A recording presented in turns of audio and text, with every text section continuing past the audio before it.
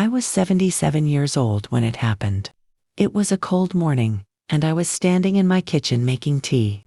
I remember holding the spoon, and suddenly, it slipped from my hand. My body felt strange, heavy, as if half of me didn't belong to me anymore. Before I could even call for help, I fell to the floor. I could hear the sound of the spoon rolling away, and then nothing but silence and fear. They told me later it was a stroke, but in that moment, all I knew was that my body had betrayed me. My right side wouldn't move. My mouth wouldn't form words. I wanted to scream, but only broken sounds came out. And as I lay there, helpless, tears ran down my face. I was trapped inside my own body. The ambulance came.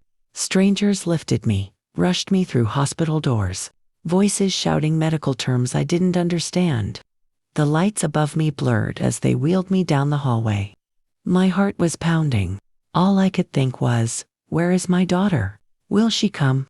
Because in that moment, more than doctors or medicine, I needed her hand in mine. But she wasn't there.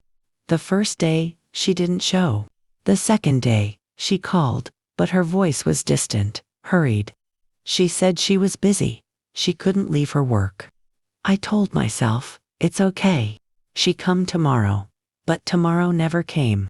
And as I lay in that hospital bed, unable to move, unable to speak clearly, the truth began to sink in. My daughter wasn't coming. Do you know what it feels like to be abandoned in the moment you need love the most? It is worse than the illness itself. The stroke took away my body, but my daughter's absence broke my soul. I kept asking myself, what did I do wrong? Did I fail as a mother? Is this my punishment? Those thoughts haunted me more than the beeping machines around my bed. I looked at the other patients. Some had sons sitting by their side, daughters fixing their pillows, grandchildren bringing them flowers. I had no one. Just an empty chair beside me. That empty chair, it spoke louder than any words. It told me, you are alone. That was the day my heart shattered in a way no medicine could heal. I was 77, weak, broken, and abandoned. I thought the stroke would be the hardest battle of my life. But I was wrong. The real battle was surviving the betrayal of my own child. The doctors told me I needed time, therapy, and care if I wanted to walk again. At 77, healing would be slow. But not impossible, as long as I wasn't alone. And I believed that. I believed my daughter would be there, because who else would stand by me if not my own child? But the days turned into weeks, and she never came. Her phone calls were short, almost cold. She would say, Mom, I'm busy. You'll be fine. The doctors are there, aren't they? Her words felt like knives. I didn't need the doctors alone. I needed her voice, her hand, her love. But she never understood. One evening, I gathered the strength to ask her, will you visit me? There was silence on the line. And then she said, Mom, I can't. I have my own life. You'll have to manage. Just like that. No hesitation. No emotion. I lay in that hospital bed, clutching the phone with trembling hands, tears soaking my pillow. I had given her my life, my years, my sacrifices, and in return, she gave me distance. Do you know what betrayal feels like when it comes from your own blood?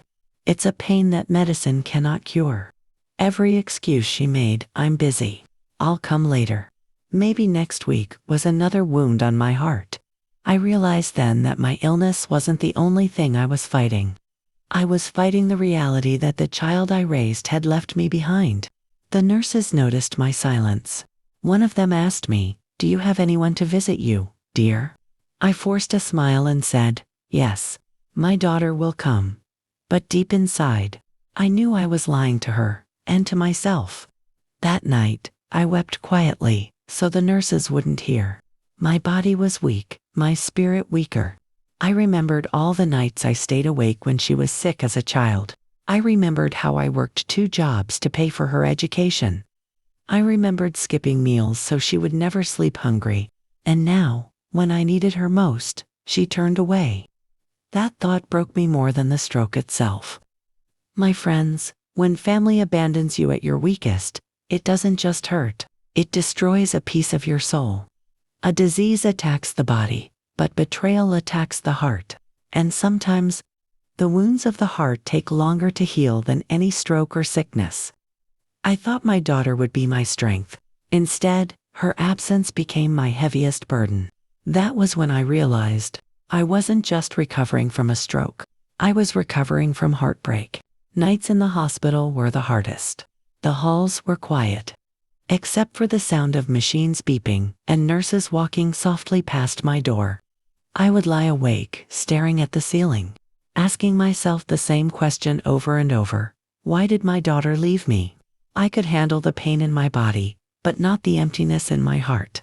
I looked at the chair beside my bed every night. Empty. Always empty. I imagined her sitting there, holding my hand, telling me everything would be okay. But when I turned my head, there was no one. Just silence. That empty chair became my companion, a reminder of the love I once had, and the love I had lost. Sometimes, I watched the other patients. One woman had her son reading to her every evening. Another had her daughter bringing home cooked meals. Even the oldest patient in the ward, a man in his 80s, had his grandchildren laughing at his bedside. And then there was me, alone. I smiled at them, but inside, I was breaking. Not from jealousy, but from longing. Loneliness is a disease of its own. It eats away at your spirit slowly. Each night, I prayed to God, tears rolling down my cheeks. Lord, if you can hear me, give me strength. If my own child cannot love me, please, at least hold me in your love. My faith became my medicine when everything else failed. There were times I questioned myself. Did I raise her wrong? Was I too strict, too soft, not enough? I remembered the nights I worked late shifts. The mornings I left home early, all to provide her with a good life. I remembered skipping meals so she could eat, and now, she couldn't spare me even her presence. That thought cut deeper than any scalpel. The loneliness followed me into therapy sessions too. As I tried to move my stiff legs, I longed for a voice cheering me on. Instead, I had only the echo of my own struggle. My daughter never saw my shaking steps, never heard my broken words, never witnessed my fight to live again. And maybe she didn't care to. Friends, people often think sickness is the worst suffering, but no, it's the silence of being forgotten. The body can endure pain, but the soul crumbles without love. I was 77, lying in that hospital bed, not just a stroke patient, but a mother abandoned. Still, deep inside, a small whisper told me, this is not the end of your story. Even if she left you, life hasn't. That tiny voice of hope was the only thing that kept me breathing through those long, lonely nights. One afternoon, as I sat quietly in my hospital bed, a nurse named Emily walked in. She wasn't just doing her job, she smiled. She talked, she stayed a little longer than she needed to. She asked me about my life, about my garden, about the food I liked to cook. And for the first time in weeks, I felt like someone saw me, not just as a patient, but as a person. The next day, she brought me a small flower and placed it by my bed. She said, "So you don't feel alone." Ma'am, that flower gave me more strength than any medicine. It reminded me that kindness doesn't always come from blood. Sometimes it comes from strangers with gentle hearts. And then one evening, something happened that I never expected. My granddaughter, only 10 years old, walked into my room. Her small hands held a drawing she had made. A picture of me smiling, with words written in colorful letters. "Stay strong, Grandma." She climbed onto my bed, hugged me tightly, and whispered, "Don't worry, I'm here now."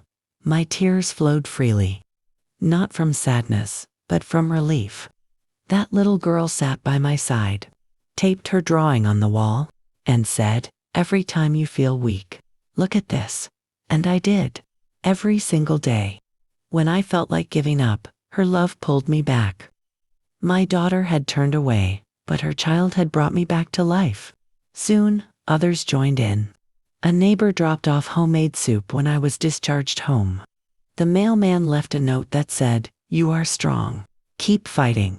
Even the therapist who helped me walk again cheered for me like I was his own mother.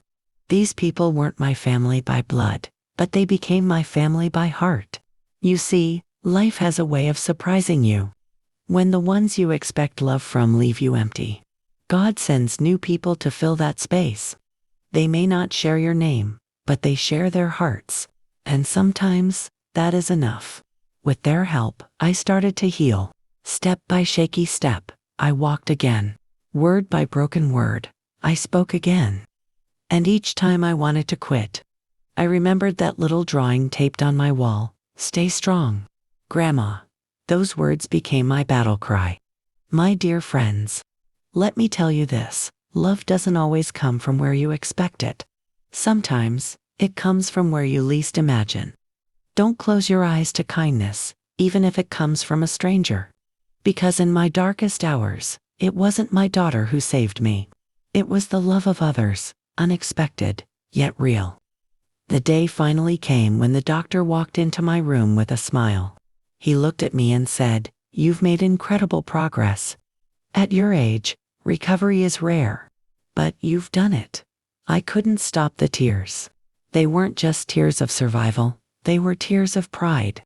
I had fought back, not only against the stroke, but against the loneliness and the heartbreak too.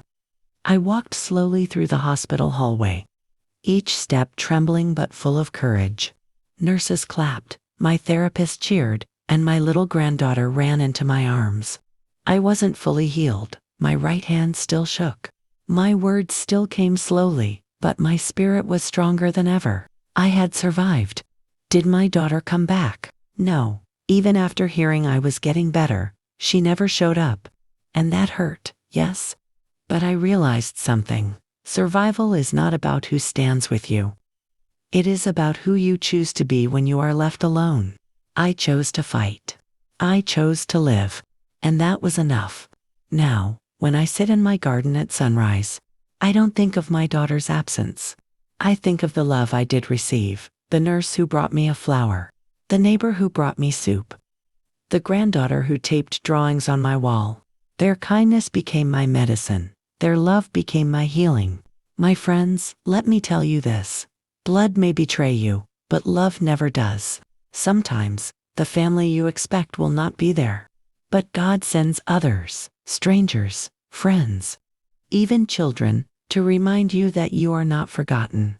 To anyone listening who is fighting sickness or fighting loneliness, please don't give up. You may feel abandoned, you may feel weak, but inside you is a strength you don't even know you have. If a 77-year-old woman like me can survive a stroke alone, so can you.